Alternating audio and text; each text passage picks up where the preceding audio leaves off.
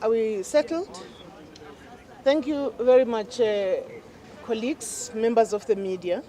This is day 3 of the ANC's National Executive Committee, and this is the last day since the National Executive Committee has been able to dispense with its business with prudency in terms of time.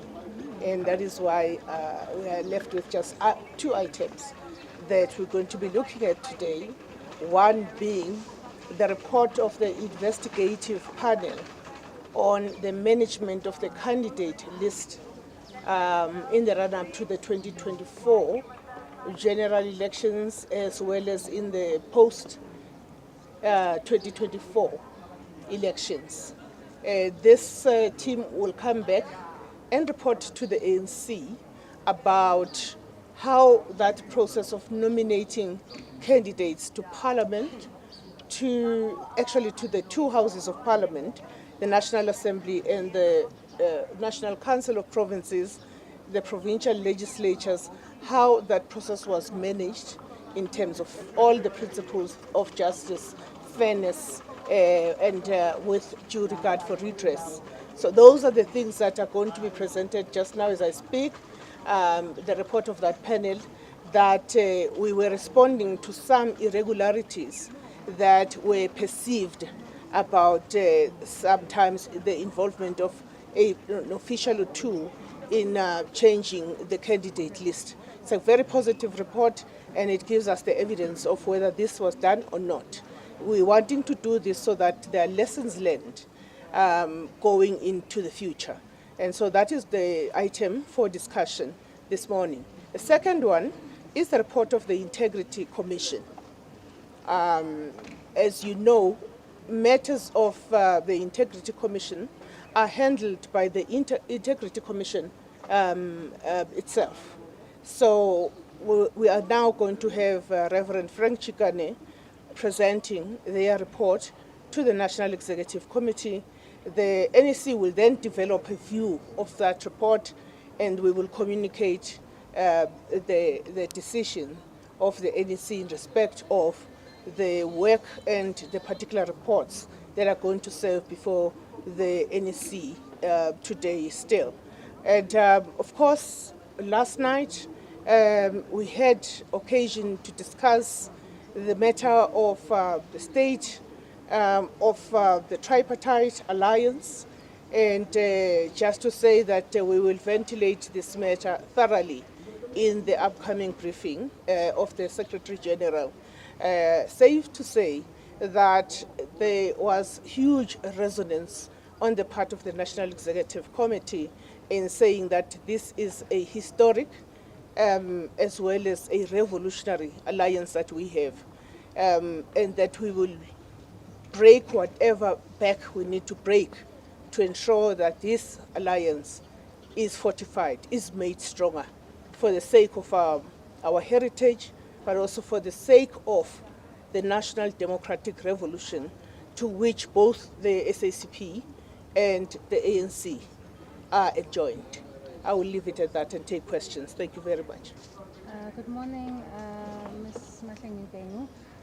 We see you are fondly stating that you were able to conclude the business of the day last night, and President Cyril Ramaphosa just came in this morning remarking that he is confident that the budget will be passed. Does that mean that last night the negotiations were settled and you were able to come up with an agreement, or are we looking at a situation where the budget may look different next week when we get to Parliament? If the President said so, take his word for it. But I'm not commenting on the budget any further. I think that matter was ventilated thoroughly yesterday. But as I said, and as SG said, absolutely confident that the budget will be passed on Wednesday. ANC? Just wanted to know if you perhaps could comment on reports that there's been a warning of a plot to charge the Deputy President, Paul Mashatile. Has it been brought to your attention? I mean, this coming at a crucial time where the organization is embarking on the renewal process and being confronted with other challenges as well. It has not been brought to our attention. And obviously, as communicators of the ANC, we will follow that carefully. And will cooperate, and the ANC always cooperates with law enforcement agencies because we are the ones who must be setting that example by always complying and cooperating with law enforcement agencies to ensure that the process is clean, is fair, is just, and we are not going to conduct or join a trial through the media. Thank you. Just lastly from our side, the integrity report, when we zoom into it, what does it touch on? And in terms of accountability measures, what has it dissected? Thank you. May I not mention names of people that are being discussed? That would really be unfair to members of the ANC when the matter is being presented to the National Executive Committee. All we can indicate is that we have often gotten criticism from yourselves, colleagues in the media, about the pace with which the ANC has been processing reports of the Integrity Commission. We've made an undertaking that last year, that will be a thing of the past. You will recall that there was that marathon meeting of the National Executive Committee that was looking at a number of cases that are before the Integrity Commission.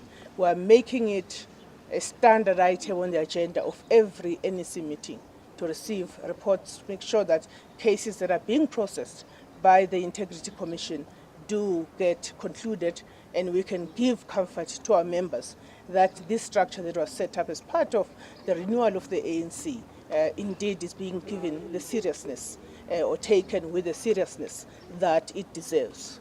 But how many officials are being found wanting or are being looked into? Well, in the direction of about 4 or 5. That's as far as I can go with this, so that we also do not prejudice a sensitive process that is currently under discussion. Can I take another hand?